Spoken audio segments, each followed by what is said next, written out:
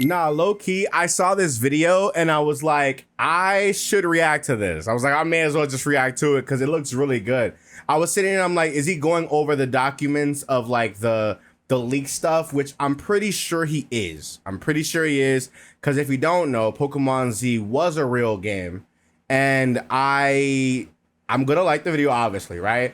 Do me a humongous favor. In the description section below, go run up the original video. Obviously, go tell them Nick sent you, right? Obviously, leave a like on this video. Support the economy, you know what I'm saying? And let's get into 2015 Pokemon Z was real. Now, obviously, with Pokemon Legends Z8 coming out, I do think that a lot of the scrapped ideas they had for Legends Z will somehow make their way into Z8. I don't know if it's like a optimistic dream of mine, but I just feel like some of the scrapped ideas are probably going to be put up in here, which let's just find out right now. Let's go. Z was real. Yeah. This is not a joke. I'm about to break it all down. The cancelled Pokemon Z, the development timeline, and what really happened to the upgraded version of X and Y. First, a massive shout out to MD Travis, who I worked with directly to make this video possible. And if you guys enjoy videos like this, don't forget to subscribe. Your support motivates me to bring you these stories. With that being said, let's start by looking at how Game Freak plan out their upgraded versions, and how Pokemon Z entered development in the first place. So how it worked, at least up until Generation 8, whenever Game Freak developed a new mainline title, they would plan and preload the framework for upgraded versions into the code of a base generation title. For example, Ruby and Sapphire had placeholder entries for Emerald, Diamond and Pearl included Platinum, and actually included the Gen 2 remix before even listing Diamond and Pearl Really? I didn't know that at all. Black Wow. and White included entries for a second set of Black and White titles. But when it came to the development of X and Y, Game Freak added 4 extra entries into the base data of the game, Kalos Reserves 1 to 4. Yeah. So we were supposed to do, like, if I remember correctly, he's probably gonna talk about how we were supposed to go through like the different like Kalos reserves, and there was gonna be like different like parts of like the southern Kalos. I'm pretty sure that's how that goes. And I remember thinking to myself, like, it was kind of weird that after X and Y there was nothing for a very long time, and then we went straight to Oris. I remember being like so young in high school, because I remember I was in high school when these games came out, and I was like, that's weird. But we were so like immersed in X and Y anyway, so it didn't even matter, right? So it was just a very weird time, because I remember we got like Volcanion, Hoopa, and like Diancie or something like that, like leaked. And then I think there was a Pokeball Mothim, or not Mothim, what's the name of that goddamn, I forgot the name of it. I forgot the name of the butterfly. I forgot the name of the butterfly, bro. But we got a Pokeball version of him. And that was like a big thing, because it was like, oh my God, we're going to be seeing these guys in Pokemon Z, but we never got Z. It was kind of weird. It was a very silent year that year. 2 of those eventually became Omega Ruby and Alpha Sapphire, and the other 2 were left blank. Interesting. Covered these 2 reserves over the years, speculating on the true story behind them, but there were never any concrete answers. However, what you didn't know is that on April 15th, 2013, Game Freak changed the Kalos Reserve 1 label to version Z, marking the beginning of development for the Kalos upper title, aka Pokemon Z. Internally, Game Freak referred to third versions as upper versions, and so the codename for Pokemon Z was Upper Fake. During this time, just like with other third versions in the past, Upper Fake became its own branch from the base game, and the project logs from this period show a huge push towards Upper Fake development, with all of the major assets from X and Y being pulled in. Development on Upper Fake lasted just over a month, and before we get into what actually happened to it, let's take a look at the build itself. It didn't last more than a month? Oh, we were never gonna get that damn game. We were never gonna get that damn game at all, bruh.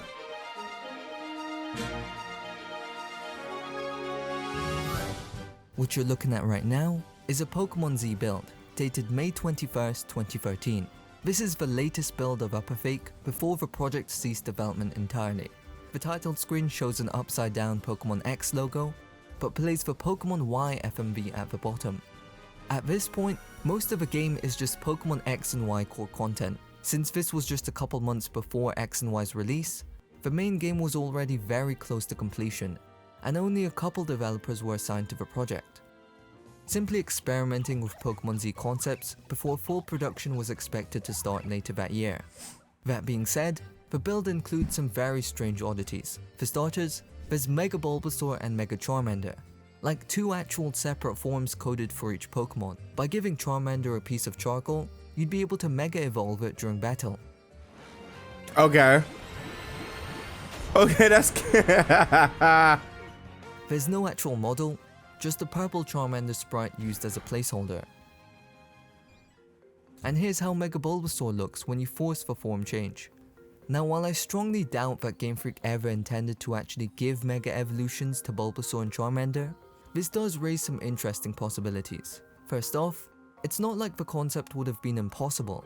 Mega Evolutions are temporary forms, so technically, even starter Pokemon could receive alternate states like this. Yeah, but I feel like those Pokemon specifically were chosen for like a Z evolution. I think like they were supposed to be like a Z, like a Charizard Z, or like a Venusaur or Blastoise Z or Blastonite Z or something like that. Like, I feel like they were supposed to be like a, if it's these Pokemon specifically, I feel like either they're just placeholders or they're supposed to be like Z evolutions for these guys, which he might say actually. Another possibility could be experimenting with alternate forms in general. As we know, Generation 7 introduced Alolan regional forms, which were exactly that. And then there's the bond phenomenon theory, a concept that is only really explored in the anime with Ash Greninja. It's very possible that Ash Greninja and Bond Phenomenon would be introduced in Pokemon Z, and maybe a few other Pokemon were meant to have special Bond forms too. Unfortunately, with no second version of X and Y, we'll never know. We never got to explore the deeper lore of Mega Evolution, or the Bond mechanic in the Kalos region. Some other interesting stuff to note, this was the team assigned to the Pokemon Z developer. Strangely, the Vileplume is a shiny Pokemon, and the character sprites were ever so slightly different. And that's as far as the Pokemon Z build ever got. Development on Upper Fake lasted just over a month, until May 21st, 2013, when the project was officially scrapped. On that day, Kalos Reserve 1 and the data entry for version Z was wiped and replaced with a label for Alpha Sapphire. And listen closely.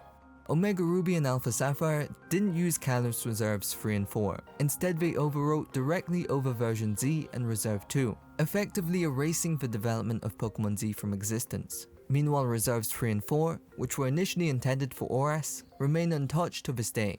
They're all that's left of the aftermath, just ghost data.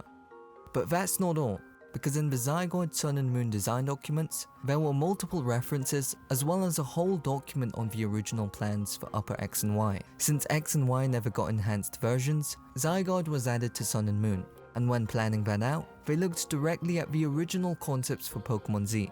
Check out this page. Settings during Kujira development. The box text is the setting at the time of Kujira development, part of the upper version plan. So this page is about the plans during X and Y's development, and the box text we're about to look at were the plans for the upper version of X and Y. What is Pokemon Z? This is the main Pokemon of the upper version of Kujira, a Pokemon that is in the same position as Giratina in Diamond and Pearl, or Kyurem in Black and White. A different form will be released and treated as the packaged Pokemon. Alongside this is an image of Zygoid labeled Pokemon Z Kujira form. So in the context of this section, Pokemon Z is Zygoid, and the upper version is the Pokemon Z game. Zygoid was supposed to be the packaged Pokemon for the game, and would receive a brand new form, likely a concept similar to the 100% form, Colony Pokemon Project. This project is related to the main Pokemon of the upper version of Kujira, Pokemon Z. Just as Kyurem's Absorption Fusion was added in Black 2 and White 2, Kujira's Pokemon Z will likely need a new element. This new element will be the Group Pokemon Project. The Swarm feature is only available in the upper version. It will not be implemented in Kujira. What is a colony? Countless small Pokemon called individuals come together to become one giant Pokemon. Only an individual is weak, but when they become a group, they begin to exhibit legendary abilities. So a central part of Pokemon Z was going to revolve around this colony Pokemon project, kind of similar to what we got in Sun and Moon. I'm not quite sure what the Swarm feature was about. Maybe it's the mechanic used to transform Zygoid. Regardless, you were unable to use it in X and Y. Also, we have a diagram showing the concept of individual Zygoid Pokemon. So I think like the plan was like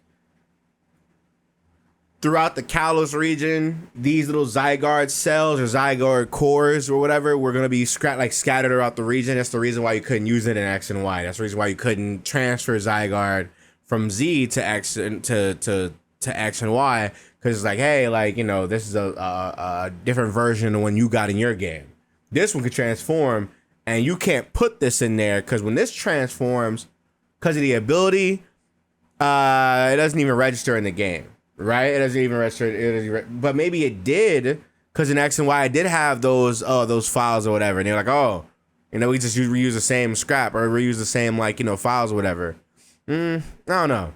Forming a group to become one entity. Interesting to note, the design of the Zygarde cells was already made here too. Next, we get full lore breakdowns. Pokemon Z settings. Okay. He monitors Pokemon X and Pokemon Y, which control the life energy of the Kalos region. When the balance between them is lost and distortions occur in the world, he appears. His role is to fight Pokemon X or Pokemon Y and correct the balance. So Zygarde was supposed to be the neutral force between the X and Y legendaries. Similar to Rayquaza's role in Emerald, being the neutral force between Kyogre and Groudon. This implies that the X and Y legendaries would clash amongst themselves in Pokemon Z, possibly due to external interference. Because it is a group, its body shape changes greatly depending on how the individuals are connected. This may suggest that Game Freak were planning to add a lot more Zygarde forms, at least more than what we see in Sun and Moon. I hope not. Makes sense. I'm gonna be honest, I hope not. I think that Zygarde 10%, 50%, 100% was the right choice. Because I think like in Pokemon like ZA, right? Like you see like in the trailers and the gameplay, like Zygarde 10% is literally just like roaming around, like he's literally just looking around. And some of the concept art, not concept art, but like the little posters or whatever for the ZA, you see the little Zygarde, little cores and cells around. It's like, okay, cool. I like that more than I like, oh, here's a 10%, 20%, 30%, 45%, 75%, 25%. You know, it's just, at some point, like, all right, y'all doing way too much, bruh. We good. We're good, bro. But anywho. Especially if the whole game would revolve around Zygarde and this colony mechanic, there's a lot more they could do. On top of that concept, it would transform into a form that would be advantageous against fighting Xerneas and Yveltal, which perfectly leads us into the next part, a table of Zygarde forms. First up we have the Z form, which is the version of Zygarde we see in X and Y. According to the document, they hold themselves up in nests and released half of the total into the Kalos region, about half the number of 50%. VSX and VSY. It serves as a base for individuals to gather information. Right. The ability is also inferior. Collect and analyze the information brought back by individuals. We manage the rotation of individuals to be dispersed to the regions. So from this, we can gather that Z-form Zygarde was still viewed as the 50% form. After releasing half of its collective being across Kalos, it would retreat into nests, which would explain its presence in the base X and Y. But also it seems that Z-form would be a central hub. Perhaps you would have to collect these scattered parts or individuals, then return to the Z-form, which would analyze the data and distribute information. It sounds like this form was meant to be a hive mind or living supercomputer for the Zygarde colony, almost like your progress in the quest would feed back into this central form, which we kind of got in Sun and Moon. Then we get to the exclusive forms for the upper version. VSX form, a form designed to counter Pokemon X, and VSY form, a form designed to counter Pokemon Y. Both of these were considered the full, complete entity of Zygarde, capable of using 100% of its power. Just a different type or whatever. As a feline beast, or a wolf, reminiscent of a deer hunter, countering Xerneas, which is essentially a deer, while VSY would have a humanoid figure and would hunt Yveltal using anti-aircraft gun-like techniques, which sounds pretty extreme. The document also mentions that 3 individual forms would be scattered throughout the Kalos region, acting as monitors. While they would appear on the battle screen, they wouldn't participate in battle, and were just for presentation. It's possible they would have been similar in design to the Zygarde cores. Now, while VSX does match the description of 10% form Zygarde, with its wolf-like design, I personally believe that the original VSX concept was dramatically scaled down into what we eventually got as 10% form. The current 10% form design just doesn't really sell as 100% design to me. Meanwhile, the design of VSY seems to be much closer to the final 100% yeah, okay, yeah, that's a good point, because I think that, like, since these forms were supposed to be the 100%, there was never a 10% Zygarde. There was an 100% Zygarde that looked like maybe like a battle wolf or maybe like a big ass like Fenrir. He looked like imagine like a Zygarde Fenrir, right? That would probably make more sense than, you know, just us having like a small ass poodle that's 10%. You know what I'm saying? It makes no sense. It just makes it doesn't make any sense at all, actually. Document. The rest of the page goes into how Game Freak took the unused ideas from Z and repurposed and just repurposes, yeah. Including the colony concept and the multiple forms. I'll leave a full document up on screen for a moment if you want to pause and take a closer look at how Zygarde was reinvented. Oh, and for reference, Niji was the codename for Sun and Moon. I also think it's worth bringing up the Rhyhorn race presentation from the X and Y deep dive. If you remember, there was a 4-page pitch for a Rhyhorn racing concept dated May 14th, 2013, which lines up exactly within the development period of Pokemon Z. It's only now that I realize that Rhyhorn racing was pitched for Pokemon Z. Why else would they create a whole pitch presentation so late into X and Y's development? A mini game for Rhyhorn racing would go crazy. Development. Keep in mind, this was their first but why not Go-Go, you know? And their first global simultaneous release. They didn't even have the extended window to fix bugs for the international release. All the debugging, localization, and distribution had to be finalized in those final few months. So logically, it doesn't make sense to be pitching huge features this late. So based on this new information, I'd say it's pretty much confirmed that this was one of the pitched concepts for Pokemon Z. Had the game not been cancelled a week after the presentation, we would have possibly seen even more concepts for the game. So what would have been in Pokemon Z? Additional forms, and possibly new mechanics, more Mega Evolutions for sure, a central storyline focused around Zygarde, where you gather information and help restore balance to the Kalos region, Rhyhorn Racing, and very likely South Kalos. Right. Even long before the Terra leak, South Kalos had already been a topic of speculation, especially given how it was established, as it was name dropped and teased in X and Y. And just like how Black 2 and White 2 expanded Unova with new areas, it's likely Pokemon Z would have done the same for Kalos. As for why Pokemon Z was scrapped, we'll probably never know for sure, but what we do know is that active development lasted about a month before the whole project was canned. 2 of the Kalos reserve slots were left untouched, and ORAS overwrote reserves 1 and 2, before entering development in July. 2015 underwent a blank year for mainline Pokemon titles, and X and Y would go on to become the only core Pokemon games to never receive any additional content. At least until now. Right. Who knows what Legends EA will bring, and if it touches on any of the original plans for Pokemon Z. But for now, I'm glad we could finally put this decade-long Pokemon Z debate to rest. It sucks though, because I do wonder like how far, like, because if obviously like if the Rhyhorn Racing was a pitch, I think it'd be interesting to know like back then what Pokemon were going to get Mega Evolutions, because I don't know if anybody remembers, like there was supposed to be a flying type evolution, but they didn't because of like some fan art or whatever that was too close to the concept they had or whatever. I don't remember the actual reason, but it was kind of weird. And I was okay. And if you remember, there was that one Masuda interview about like Flygon or something.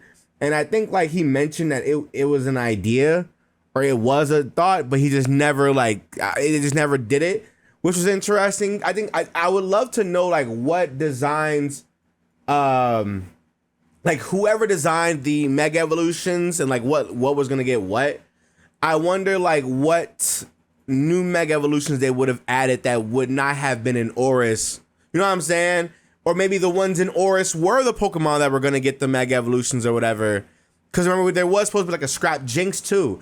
I thought the Jinx was supposed to like, you know, I'm surprised he didn't talk about the Mega Jinx. I'm surprised like because there's a lot of X and Y stuff he didn't show. Like he didn't show like the well, I guess because it's Pokemon Z and not cut content for X and Y.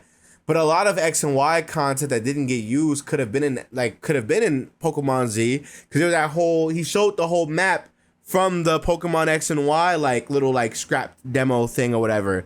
I don't know. There's a lot of things. X and Y are some of like the most like interesting Pokemon games because they don't have another form, because they don't have like another version of games, and because here we are now about a month away from like a month and a half now from Legends ZA, And who knows like what's gonna come in here, because a lot of the things for Pokemon Z were put in Sun and Moon and like were scrapped to other things. So who knows, whatever ideas they probably had that was like, oh yeah, cool, let's finally do this that we had in the chamber for like forever ago. Or I I had this idea back when we were like, talking about Pokemon Z.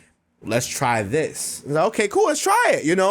Who knows? There might be a mini game for the racing thing, which put that, hey, stamp this now. There might be a mini game for Rhyhorn Racing or Go-Go Racing, who knows? I don't know. I'm surprised there isn't a Mega Go-Go. I don't know. And I know the leaks, there's some leaks or whatever for the Pokemon or for the Megas, so who knows, right? I don't know.